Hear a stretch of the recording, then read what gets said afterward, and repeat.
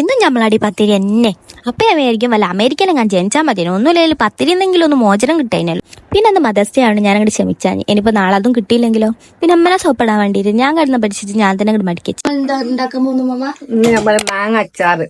നമ്മള് മാങ്ങച്ചാർ ഉണ്ടാക്കാം. നമ്മളല്ല ഒരു എങ്ങനെയാ നിങ്ങൾ കൂടി കാണിച്ചാൽ. ഇൻഗ്രീഡിയൻസ് ഒക്കെ പറഞ്ഞേരി. വെളുത്തുള്ളി, ഇഞ്ചി, പച്ചമുളക്, ഉലുവ, കടുക്, അച്ചാർപ്പൊടി.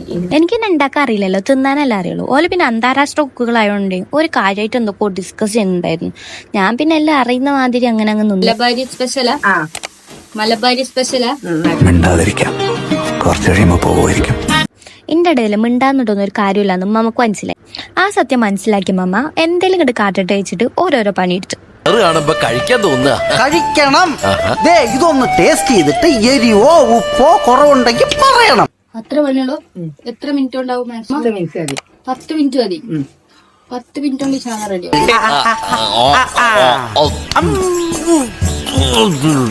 അടിപൊളിയാ? Super super. കാരക്കച്ചാറല്ലേ? ബാക്കിയൊക്കെ തീർന്നല്ലേ? നമ്മളിത് വിക്കിട്ടോ? ഉണ്ടാക്കിട്ട് വിക്കുണ്ടോ മമ്മ?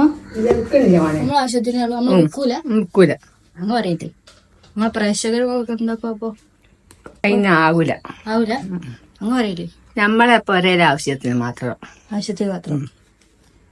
അപ്പൊ ഓൾ ഫാൻസ് ആൻഡ് അസോസിയേഷൻ നമ്മളെ ഇത് വിൽക്കാൻ തീരുമാനിച്ചില്ല. എന്നാലും എന്റെ പോലെ ഇത്രയും ആവശ്യമായിട്ടാണ് ഞാൻ ആലോചിക്കുന്നു. ഒന്നുമില്ലെങ്കിൽ ഇന്നെയൊക്കെ തീറ്റി പോറ്റാനായിരിക്കും.